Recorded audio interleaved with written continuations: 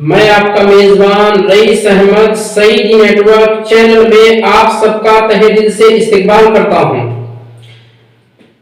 اللہ تعالیٰ آپ سب کو ہمیشہ اپنے حفظ و امان میں رکھے، شاد و آباد رکھے۔ حضور صلی اللہ علیہ وسلم کی زندگی، پوری زندگی پر ویڈیو سیریز بن رہی ہے اور آج آپ 9واں پارٹ ملاحظہ فرمائیں گے۔ لیکن دوستو، 8ویں پارٹ کے کچھ مخصوص پہلو کو ہم ریکیپ کر لیتے ہیں۔ حضرت محمد مصطفیٰ صلی اللہ علیہ وسلم کی دعوت اسلام سے، آپ کی تبلیغ و اشاعت سے جب دین حق روز بروز پھلنے پھولنے لگا اور حضرت حمزہ اور حضرت عمر رضی اللہ عنہم جیسی عظیم ہستیاں بھی ایمان لے آئے تو اسلام کو زبردست تقویت ملی۔ لیکن جیسے جیسے اسلام غربا کمزوروں سے نکل کر ایسے معززین تک پہنچے اور ان لوگوں نے ہاتھوں ہاتھ اسلام کو قبول کیا، معززین میں اسلام پھیلنا شروع ہو گیا تو قریش کی مخالفت بھی اسی تیزی کے ساتھ ہوتی گئی۔ اب انہوں نے غریب مسلمانوں کو ستانا، مارنا پیٹنا پہلے سے تو جاری تھا ہی، اب اس میں مزید اضافہ ہو گیا، جسے مسلمان تو اسلام کی خاطر برداشت کر رہے تھے، لیکن آن حضرت صلی اللہ علیہ وسلم ان بے گناہ مسلمانوں پر ظلم و زیادتی برداشت نہ کر سکے اور مسلمانوں کو سکون کی خاطر حبشہ کی طرف ہجرت کرنے کا حکم فرمایا۔ حضور صلی اللہ علیہ وسلم کے حکم پر لبیک کہتے ہوئے صحابہ کرام ہجرت کرنے کے لیے تیار ہو گئے۔ یہ ایک مسیحی ملک تھا، یعنی یہ لوگ حضرت عیسیٰ علیہ السلام کے ماننے والے تھے۔ یہاں کا بادشاہ نجاشی بہت رحم دل تھا۔ حضور صلی اللہ علیہ وسلم کے حکم سے مسلمانوں نے سکون کی خاطر نبوت کے 5ویں سال ہجرت کی، جس میں ہجرت کا معنی کیا ہوتا ہے؟ ایک جگہ سے دوسری جگہ منتقل ہونا، ایک جگہ سے دوسری جگہ منتقل ہونا، یعنی اسلام کی خاطر، اللہ تعالیٰ کے دین کی خاطر، اللہ تبارک و تعالیٰ کی خاطر ایک جگہ سے دوسری جگہ منتقل ہونا، ایک ایسے ملک سے جہاں پر دین اور دین کی باتوں پر عمل کرنا دشوار ہو جائے، تو ایسی جگہ سے ہجرت کرنے کو حقیقت میں اسلام نے بہت پسند کیا ہے اور اس کی ترغیب بھی دلائی ہے۔ جس وقت اللہ تبارک و تعالیٰ نے سورہ کہف نازل کیا، اس میں مسلمانوں کو واضح طور پر اللہ تبارک و تعالیٰ نے اشارہ دے دیا، یہ فرما دیا کہ اگر تم لوگوں کو اس ملک میں رہنا مشکل ہو گیا ہے، تم لوگوں کو یہ لوگ چین سے نہیں رہنے دے رہے ہیں، اسلام کے ارکان، اسلام کے احکام پر عمل کرنا تم لوگوں کے لیے دشوار ہو گیا ہے، تو تم لوگ اصحاب کہف کی طرح یہاں سے منتقل ہو کر کے دوسرے ملک چلے جاؤ، یعنی ہجرت کرو۔ چنانچہ حضور صلی اللہ علیہ وسلم نے 5ویں سال، نبوت کے 5ویں سال ہجرت کرنے کا حکم دیا، جس میں 11 مرد اور 4 عورتیں شامل تھیں۔ اسلام کی خاطر ہجرت کرنا حقیقت میں ہجرت ہے دوستو۔ آج ہم لوگ اپنی خاطر صرف ہجرت کرتے ہیں، لیکن جب دین کی بات آتی ہے تو ہم کہیں نہ کہیں بہت پیچھے رہ جاتے ہیں، بہرحال آگے بڑھتے ہیں۔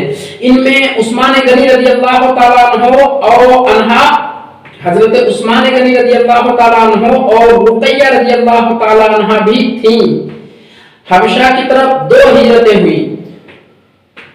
اس کے بعد ان مہاجرین پر خصوصاً جنہوں نے ہجرت کیا اور پھر وہ لوگ وہاں جا کر کے ہجرت کے بعد رہنے لگے، پھر ان لوگوں کو یہ خبر ملی کہ مکہ کا فضا ہموار ہو گیا ہے، اب وہاں لوگوں پر ظلم و زیادتی نہیں کی جاتی ہے، تو یہ لوگ دوبارہ وہاں پر آ گئے۔ مکہ میں دوبارہ آ گئے تو مہاجرین پر اب اور زیادہ ظلم و زیادتی کرنے لگے اور مسلمانوں پر قریش کا ظلم و تشدد اور بڑھ گیا،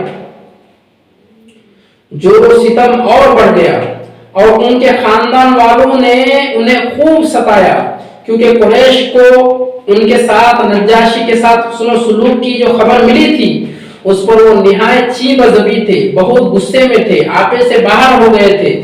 رسول صلی اللہ علیہ وسلم نے صحابہ کرام کو پھر ہجرت پہ حبشہ کا حکم دیا، لیکن دوسری ہجرت پہلی ہجرت کے بالمقابل بہت دشوار تھا، اپنے دامن میں بہت زیادہ مشکلات لیے ہوئے تھی دوسری ہجرت، کیونکہ اب کی بار قریش پہلے سے ہی چوکنا ہو چکے تھے۔ ایک مرتبہ یہ لوگ ہجرت کر کے آ گئے، اب دوسری بار پھر ہجرت کرنا چاہتے ہیں، چنانچہ پہرا لگا دیا گیا اور ایسی کسی کوشش کو ناکام بنانے کا تہیہ کیے ہوئے تھے قریش، لیکن مسلمان ان سے کہیں زیادہ مستعد ثابت ہوئے، کیونکہ یہ لوگ اللہ کے نام پر ہجرت کر رہے تھے اور اللہ نے ان کے لیے سفر آسان بنا دیا۔ چنانچہ قریش کی گرفت میں آنے سے پہلے ہی حبشہ، ملک حبشہ پہنچ گئے۔ حبشہ کے زمین میں سرزمین حبشہ یہ لوگ پہنچ گئے۔ اس دفعہ تقریباً کل 83 مردوں نے ہجرت کی اور 18 عورتوں نے ہجرت کی، جیسا کہ علامہ منصور پوری نے پورے یقین کے ساتھ عورتوں کی تعداد 18 لکھی ہے رحمت للعالمین اپنی کتاب میں۔ یہ میں ریکمینڈ کروں گا آپ لوگوں کو بھی جن کو سیرت کا چیپٹر مطالعہ کرنا ہو اور بہت گہرائی سے مطالعہ کرنا ہو، وہ سب سے پہلے اس کتاب کا مطالعہ کریں جن کی عربی اچھی ہو، رحمت للعالمین، بہت اچھی کتاب ہے۔ بہرحال مہاجرین حبشہ کے خلاف قریش کی سازش، مشرکین کو سخت قلق تھا کہ مسلمان اپنی جان اپنا دین بچا کر ایک پرامن جگہ بھاگ گئے، لہذا انہوں نے عمرو بن عاص اور عبداللہ بن ربیعہ کو، جو گہری سوجھ بوجھ کے مالک تھے اور ابھی مسلمان نہیں ہوئے تھے، ایک اہم سفارتی مہم کے لیے منتخب کیا اور ان دونوں کو نجاشی اور بطریقوں کی خدمت میں پیش کرنے کے لیے بہترین تحفے اور ہدیے دے کر بھیج دیا، روانہ کر دیا۔ ان دونوں نے پہلے حبش پہنچ کر بطریقوں کو تحائف پیش کیے۔ بطریقوں وہ شخص ہے جو حبشہ کے بادشاہ کی بارگاہ میں کوئی بھی معاملہ، کوئی بھی مقدمہ پیش اگر کوئی کرتا تو اس کی وہ تائید یا انکار کرتا، اس کی تحقیق و تفتیش کرتا۔ تو بطریقوں کو ہدیہ تحائف پیش کیے، پھر انہیں اپنے ان دلائل سے آگاہ کیا جن کی بنیاد پر وہ مسلمانوں کو حبش سے نکلوانا چاہتے تھے، حبشہ کی سرزمین سے مسلمانوں کو نکلوانا چاہتے تھے۔ کس بنیاد پر وہ سارے دلائل انہوں نے بطریقوں کو پیش کیا؟ جب بطریقوں نے اس بات سے اتفاق کر لیا کہ وہ نجاشی کو مسلمانوں کے نکال دینے کا مشورہ دیں گے، تو یہ دونوں نجاشی کے حضور حاضر ہوئے اور تحفے پیش کر کے اپنا مدعا عرض کیا، کہا اے بادشاہ، آپ کے ملک میں ہمارے کچھ ناسمجھ نوجوان بھاگ آئے ہیں، انہوں نے اپنی قوم کا دین تو چھوڑ ہی دیا ہے، لیکن آپ کے دین میں بھی وہ داخل نہیں ہوئے ہیں، بلکہ یہ ایک نیا دین ایجاد کیا ہے جسے نہ ہم جانتے ہیں نہ آپ۔ ہمیں آپ کی خدمت میں انہی کی بابت، انہی لوگوں کے تعلق سے، ان کے والدین، چچا، کنبے، قبیلے کے لوگوں نے بھیجا ہے۔ مقصد یہ ہے کہ آپ انہیں ان کے پاس واپس بھیج دیں۔ ان کے خاندان والے، ان کے والدین بہت پریشان ہیں ان کے لیے، یہ لوگ دیوانے ہیں، یہ لوگ کچھ سمجھتے نہیں ہیں۔ آپ ہم لوگوں کے ساتھ ان لوگوں کو واپس مکہ بھیج دیں، کیونکہ وہ لوگ ان پر سب سے اونچی نگاہ رکھنے والے ہیں اور ان کی خامی اور عتاب کے اسباب کو بہتر طور پر سمجھتے ہیں۔ جب یہ دونوں اپنا مدعا عرض کر چکے تو بطریقوں نے کہا بادشاہ سلامت، یہ دونوں ٹھیک کہہ رہے ہیں، یہ دونوں ٹھیک ہی کہہ رہے ہیں، آپ ان جوانوں کو ان دونوں کے حوالے کر دیں، یہ دونوں انہیں ان کی قوم اور ان کے ملک میں ان کے خاندان کے پاس، ان کے قبیلے کے پاس پہنچا دیں گے۔ لیکن نجاشی نے سوچا کہ اس قضیے کو گہرائی سے کھنگالنا اور اس کے تمام پہلوؤں کو سننا ضروری ہے۔ چنانچہ اس نے مسلمانوں کو بلوایا۔ حضرت جعفر رضی اللہ تعالیٰ عنہ کی نجاشی کے دربار میں جو تقریر ہوئی وہ قابل غور ہے۔ مسلمان یہ تحیہ کر کے، یہ عزم مصمم کر کے نجاشی بادشاہ کے دربار میں آئے کہ ہم سچ بولیں گے اور سچ کے سوا کچھ نہیں بولیں گے، خواہ نتیجہ کچھ بھی نکلے۔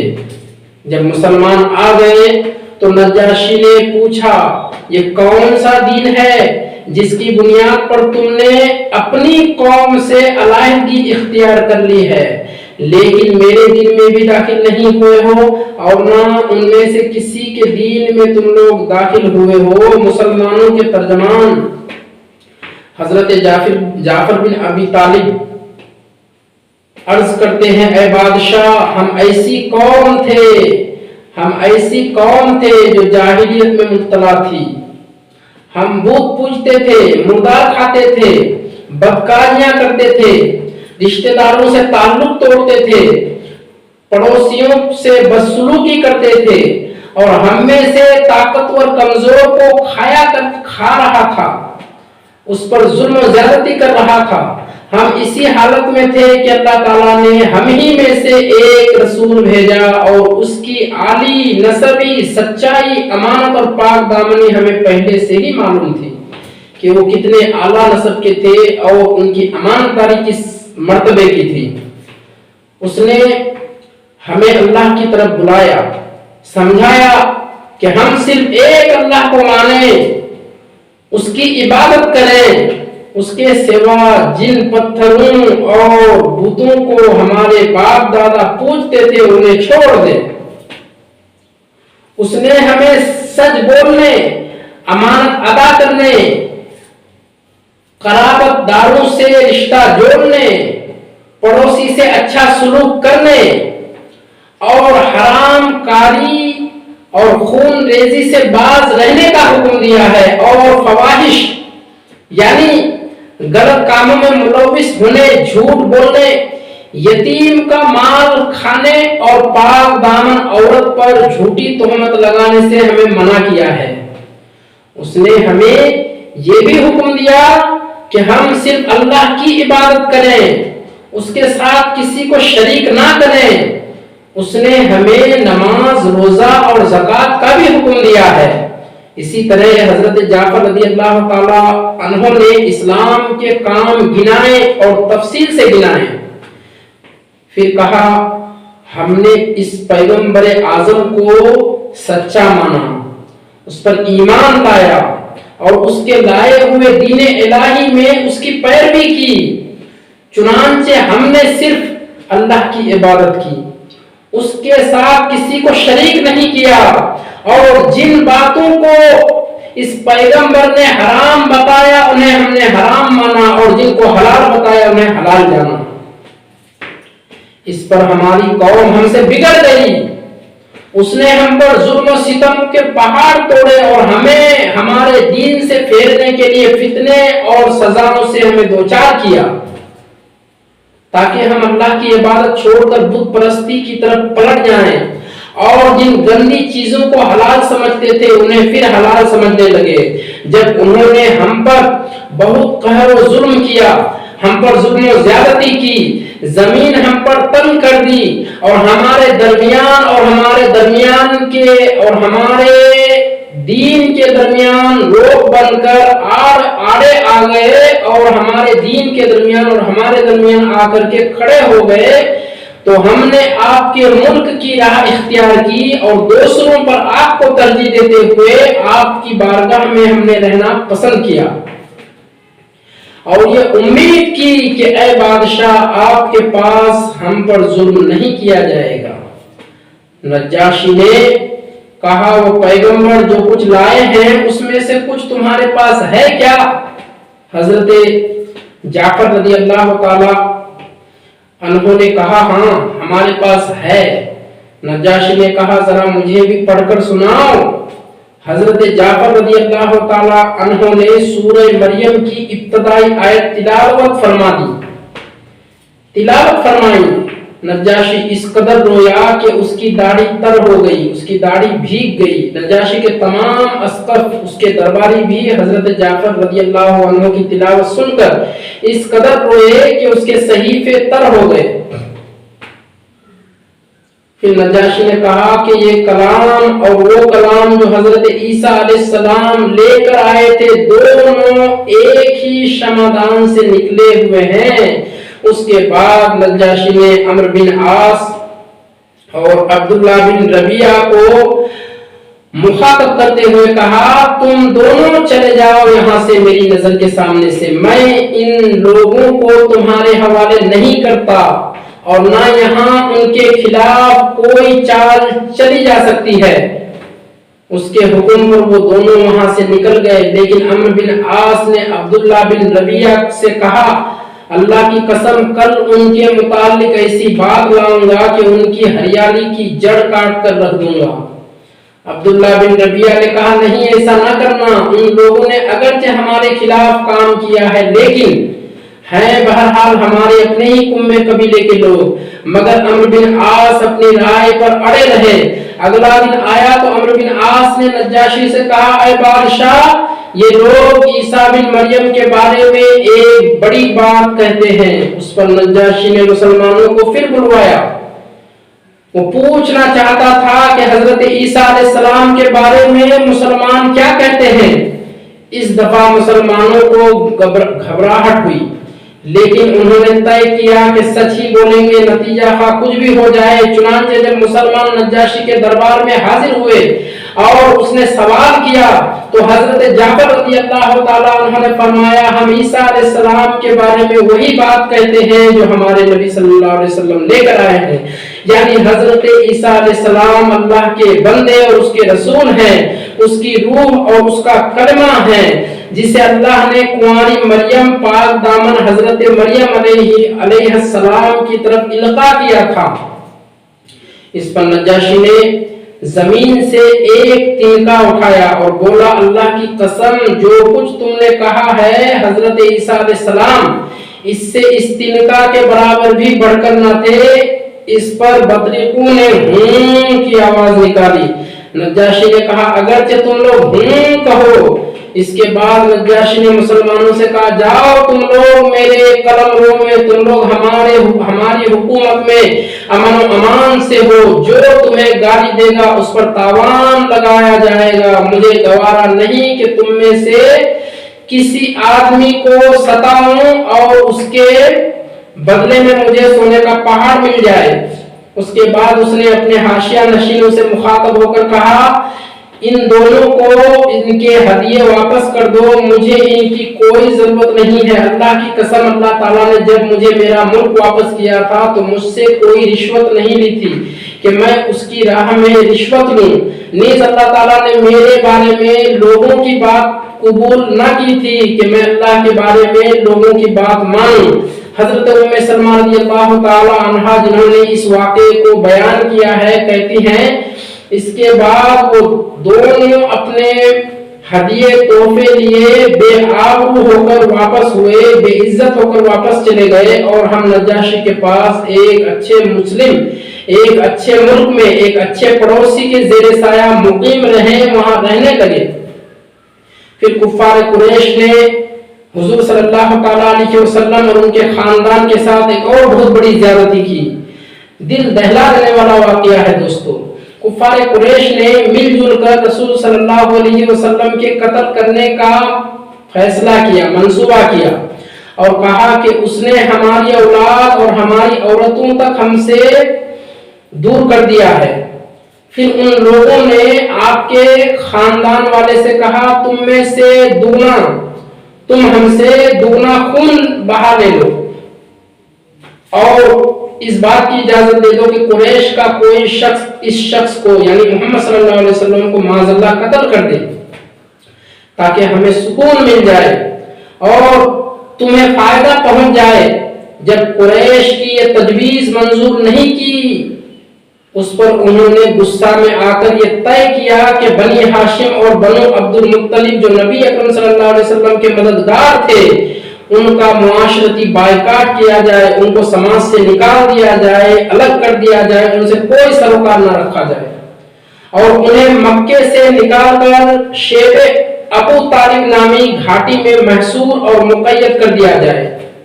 एक रिवायत के मुताबिक ये भी तय पाया कि ना बनी हाशिम की लड़कियों को ब्याह करके लाओ और ना अपनी लड़कियों की उनके यहाँ शादी करो, ना उनको कोई चीज फरोख्त करो और ना उनसे कोई चीज खरीदो और ना उनकी तरफ से कोई सुलह कबूल करो। चुनांचे जब भी मक्के में बाहर से कोई काफिला आता अपना मालो असबाब बेचने के लिए, तो ये लोग मजबूर और बेकस लोग फौरन उनके पास पहुंचते ताकि उनसे खाने पीने का कोई सामान खरीद लें। मगर जब भी ऐसा होता तो फौरन वहां अबू लहब बदबख्त पहुंच जाता और कहता कि दाम इतने ज्यादा बढ़ा दो कि वो तुमसे कुछ ना खरीद सके। फिर ताजिर की तरफ से ऐसा ही होता, लिहाजा लोग मायूस होकर के अपने बच्चों के पास वापस आ जाते जो भूख से बेताब तड़पते और बिलखते होते थे और उनको खाली हाथ देखकर वो बच्चे सिसक सिसक कर रोने लगते थे। इस घाटी में मुसलमानों ने बड़ा सख्त वक्त गुजारा। कुरैश के बायकाट की वजह से उनको खाने पीने की कोई चीज नहीं मिलती थी, लोग भूख से बेहाल थे, यहाँ तक के घास फूस और दरख्तों के पत्ते और चमड़े खा खा कर गुजारा करने लगे। ये सिलसिला मुस्तकिल 3 सालों तक जारी रहा। दोस्तों, वीडियो काफी लंबी हो गई, आज के लिए बस इतना ही। अब अपने भाई रईस अहमद को इजाजत दें।